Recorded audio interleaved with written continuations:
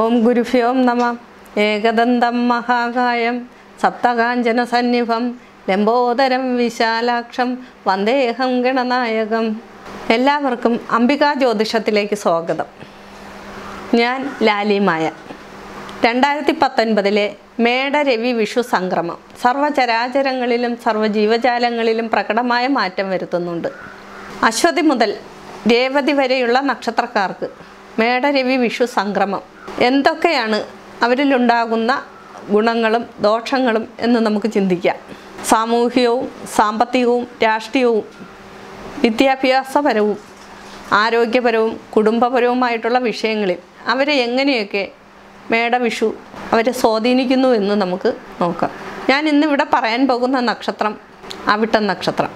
മകരരാശിയിലും കുംഭരാശിയിലും ഉൾപ്പെട്ടിട്ടുള്ള അവിട്ടം നക്ഷത്രക്കാരെ സംബന്ധിച്ച് മേടവിഷു രവി സംക്രമം ഏറ്റവും ശോഭനമാണ്.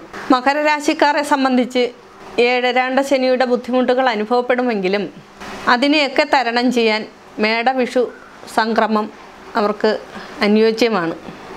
പുതിയ പുതിയ പ്രവർത്തനങ്ങൾ, പുതിയ പുതിയ കാര്യങ്ങളെക്കുറിച്ച് തീരുമാനിക്കാൻ, വിദ്യാഭ്യാസ കാര്യങ്ങളെക്കുറിച്ച് ചിന്തിക്കാനും ഉപരിപഠനത്തിന് ശ്രമിക്കുകയാണെങ്കിൽ ആ വിഷയങ്ങളെക്കുറിച്ച് ചിന്തിക്കാനും ഒക്കെ അനുകൂല സമയമാണ്.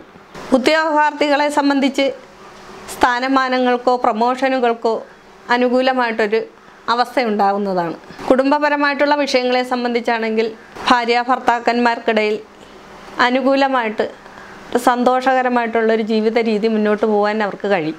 കുടുംബത്തിൽ വാഹനാദി കാര്യങ്ങളെക്കുറിച്ച് ചിന്തിക്കുകയോ ഗൃഹം വാങ്ങണമെന്ന് ചിന്തിക്കുകയോ ഭൂമി വാങ്ങണം എന്നുള്ള ചിന്തകളിലൊക്കെ ഇരിക്കുന്നവർക്ക് ഇപ്പോൾ അനുകൂലമായിട്ടുള്ളൊരു സമയമാണ്. 12ാം ഭാവത്തിൽ വ്യാഴം സഞ്ചരിക്കുന്ന മകരരാശിക്കാരെ സംബന്ധിച്ച് ദൈവാധീനം കുറച്ച് കുറയുകയാണെങ്കിലും മേടവിഷു സംക്രമം പുതിയ പുതിയ അവസരങ്ങൾ അവർക്ക് നേടിക്കൊടുക്കുന്നതായിരിക്കും. ആരോഗ്യപരമായിട്ടുള്ള വിഷയങ്ങളെക്കുറിച്ചാണെങ്കിൽ അവിട്ടം നക്ഷത്രക്കാർക്ക് ഏഴരാണ്ട ശനിയുടെ തുടക്കമാണ്. അതായത് മകരൻ രാശിക്കാർക്ക് വ്യാഴം 12ാം ഭാവത്തിൽ സഞ്ചരിക്കുന്ന കാലഘട്ടം കൂടിയാണ്. കുറച്ച് ആരോഗ്യ പ്രശ്നങ്ങളിൽ വാതപിത്താദി രോഗങ്ങളിൽ കുറച്ച് ബുദ്ധിമുട്ടുണ്ടാക്കും. രോഗാവസ്ഥയിൽ നിൽക്കുന്നവർക്ക് കുറച്ച് ബുദ്ധിമുട്ടുണ്ടാക്കുമെങ്കിലും ദൈവാധീനം കൂട്ടി അതിനെയൊക്കെ തരണം ചെയ്യാൻ പറ്റുന്നതായിരിക്കും. കുടുംബപര ദേവതാ ക്ഷേത്ര ദർശനം, രാഹുർ പ്രീതി, അയ്യപ്പ സ്വാമിക്ക് നീരാഞ്ജന വഴിപാട്, ശിവപ്രീതികരങ്ങളായ പൂജാതി കാര്യങ്ങൾ, ഗണപതിക്ക് കർഗമാല, ഗണപതി ഹോമം എന്നിവയൊക്കെ കഴിപ്പിച്ച് അതിനെയൊക്കെ തരണം ചെയ്യാൻ കഴിയുന്നൊരു കാലഘട്ടമാണിത്.